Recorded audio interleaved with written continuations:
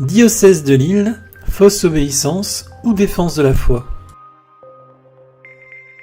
Un jeune prêtre suspendu pour avoir refusé de célébrer une messe œcuménique avec les protestants.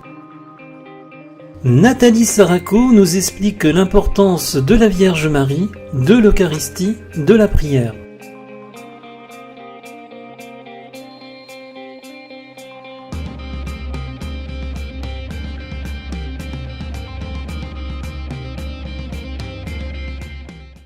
Fausse obéissance ou défense de la foi. Nous avons dans notre diocèse de Lille un bon prêtre, relativement jeune, 40 ans environ, qui a refusé de célébrer une messe œcuménique avec les protestants. Hérésie, note de la rédaction. Il a été convoqué par monseigneur Ulrich, qui lui a demandé de revenir sur sa décision, mais le prêtre n'a pas voulu. Le vicaire général a ensuite discuté avec lui, mais le prêtre n'a rien voulu savoir. Alors le vicaire général lui a donné l'ordre de ne plus remettre les pieds dans sa paroisse, ni de célébrer de messe, ni de prêcher pendant un mois complet, afin qu'il réfléchisse et obéisse. Le prêtre a préféré démissionner et est parti en Italie. Nous rappelons que la vertu d'obéissance est subordonnée à la foi et non l'inverse. Si l'obéissance des sujets est requise à l'égard de leur chef, en vue de l'unité sociale et du bien commun, le catéchisme explique que l'obéissance est une vertu morale ordinaire, comme l'humilité, la douceur, la bénignité, la patience, etc. Subordonnée aux vertus morales cardinales, prudence, justice, force, tempérance, elle-même subordonnée aux vertus télogales, foi, espérance, charité.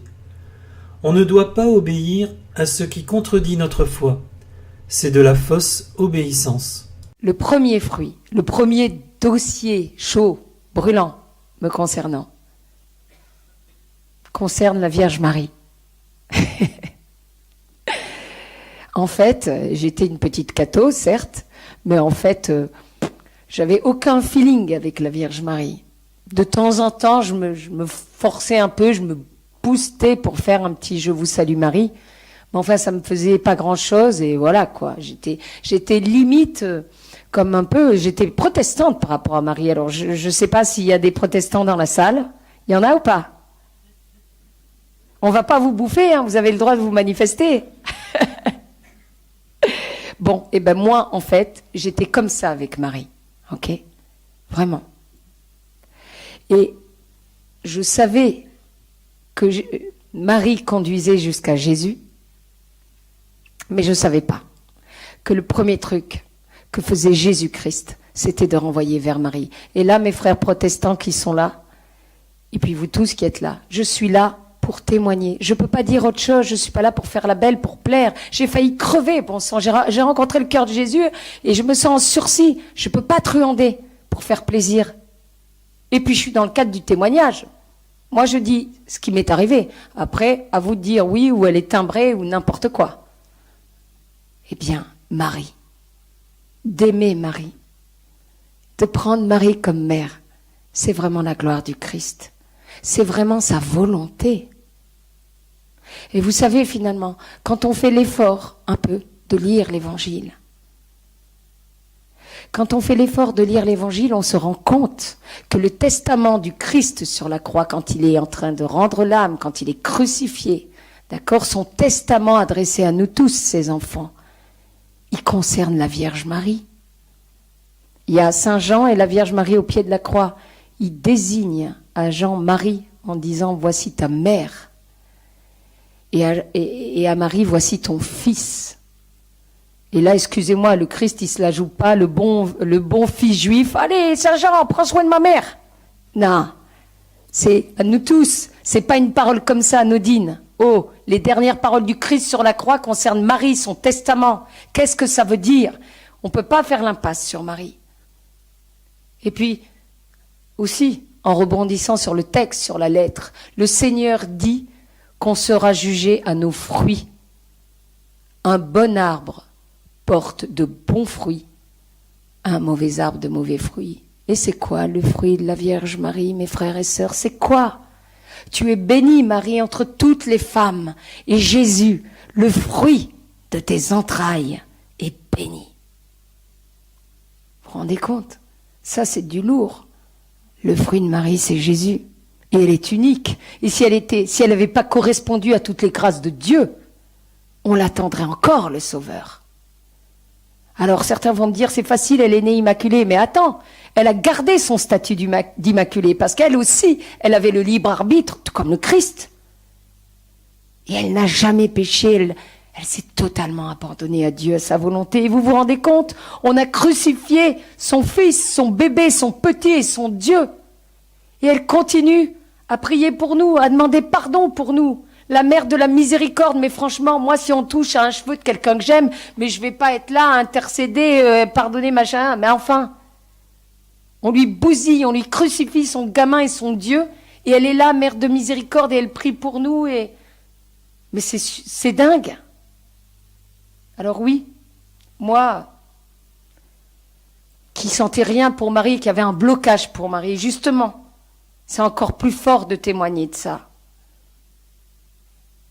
Voilà. Et puis finalement, dans Cana, on voit, quand on lit dans Saint Jean Cana, on voit l'amour, la connivence incroyable, l'intimité qu'il y a entre Jésus et Marie. Ils se parlent par code, ils savent. Quand Jésus, certaines personnes disent, Jésus envoie péter Marie dans Cana. Il lui dit, femme, quand elle dit non plus de vin, il lui répond, femme, qu'y a-t-il entre toi et moi? Mais en fait, il y a tout.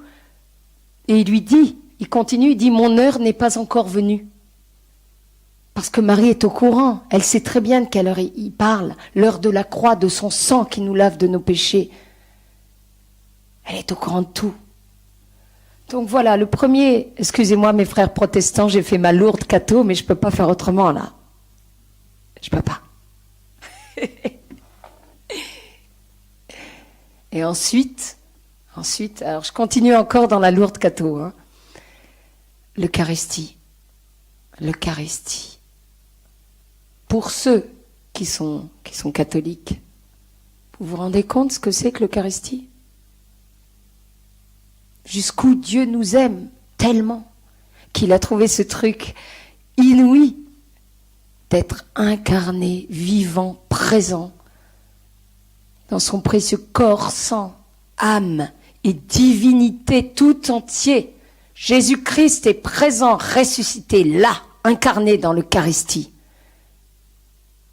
Et on ne s'en rend pas compte. On va communier, c'est un seul service. Le bidon en avant, tout fier. Mais ça fait depuis combien de temps que vous n'êtes pas confessé? Ça fait depuis combien de temps qu'on ne se confesse pas? Et est-ce qu'on est vraiment conscient que c'est Dieu qu'on invite chez soi? J'en suis pas si sûre. Et moi, la première, attention, moi, la première. Vous voyez, quand j'invite quelqu'un à dîner chez moi, je suis d'une nature un petit peu désordre, pour pas dire autre chose. Quand j'invite une personne à dîner à la maison, je fais la maison belle, comme je peux, d'accord? Je range, nanana. Et c'est un petit humain comme moi, pauvre pécheur comme moi, que j'invite. Nous, catholiques, d'accord, qui communions, dans quel état on invite Jésus-Christ, corps et âme, dans la boue de nos péchés, très tranquillement, comme ça? Franchement, ça craint. Faut faire gaffe, c'est hyper grave. C'est pour ça, tout à l'heure, je disais qu'il n'y avait pas beaucoup de monde à l'adoration. Nous, soi-disant, on croit que Jésus est vraiment présent dans l'Eucharistie, dans l'adoration, dans le Saint-Sacrement, mais bon sang. Faut être là. Il est là, lui, pour nous. Il n'a pas joué la comédie, là, quand il est crucifié. Ces clous, ils portent tous notre prénom à chacun de nous.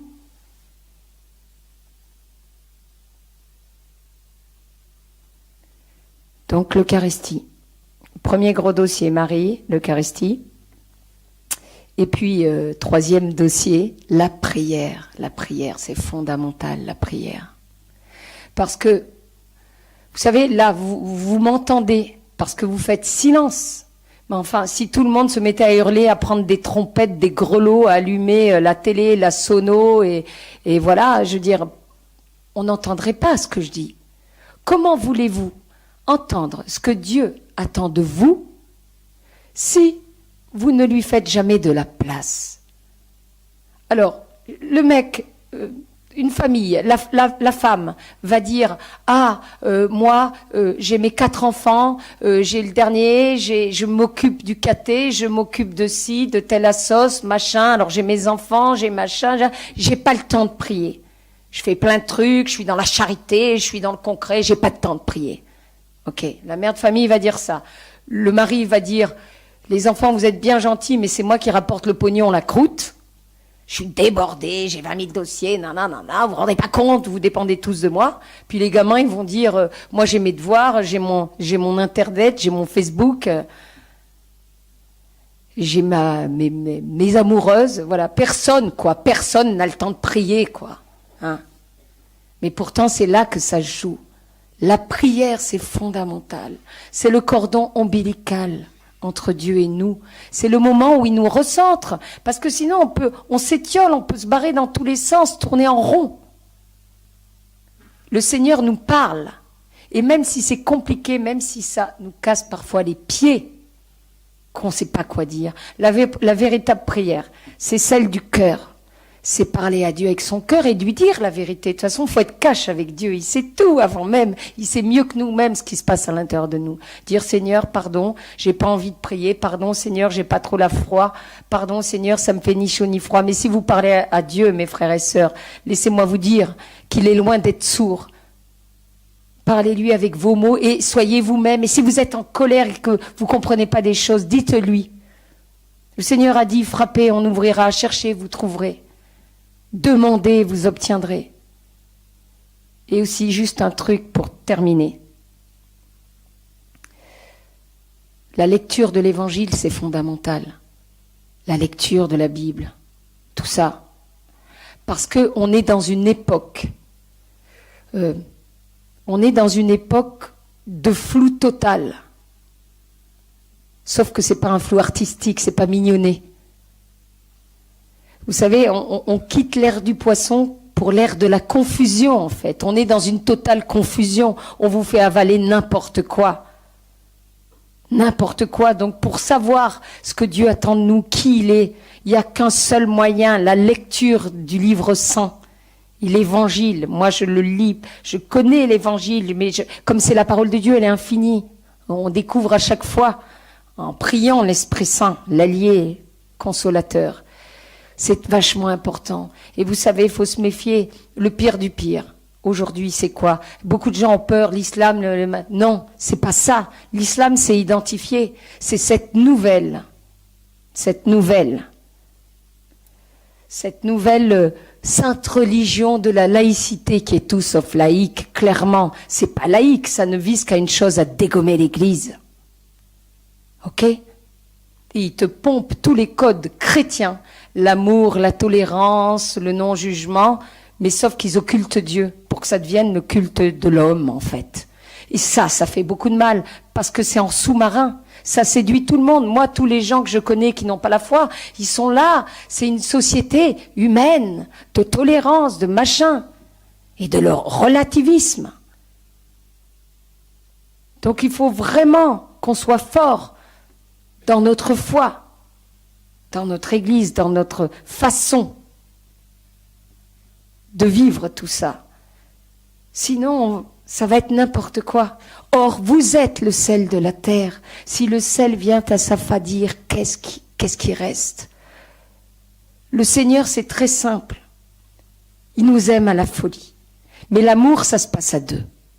Comme avec un homme et une femme. Il veut aussi être aimé par nous à l'humaine, simplement. Alors si on ne sait pas comment aimer Dieu, il suffit de lui demander, vous inquiétez pas, il vous dira comment faire pour consoler son sacré cœur.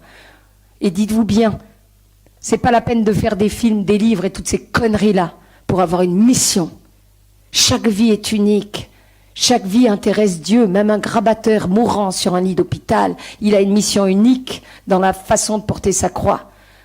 De se révolter ou pas, et d'abandonner ça à Dieu, parce qu'il sait que c'est pas de la faute de Dieu. On a tous une mission unique. Votre vie, c'est pas qu'est-ce que je fais sur terre, à quoi je sers, je me traîne. Non, vous êtes des fils de Dieu. Donc des princes et des princesses de notre Dieu bien-aimé. Et vous avez tous une mission telle que vous êtes. Il n'y a pas de sous-vie, il n'y a pas de petite vie. Chaque vie est grandiose. Et le Seigneur compte sur vous, compte sur nous. Et donc, ce qu'il nous demande, pour conclure, c'est d'être des passeurs de son amour. D'aimer Dieu à l'humaine, simplement avec son palpitant.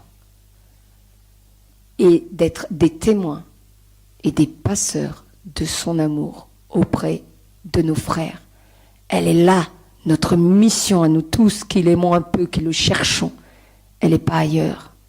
Mais pour ça, il faut se donner les moyens de faire cette rencontre personnelle. La prière, ça y est, la Cato revient, la Vierge Marie, l'Eucharistie. Il faut se donner les moyens. Voilà. Merci.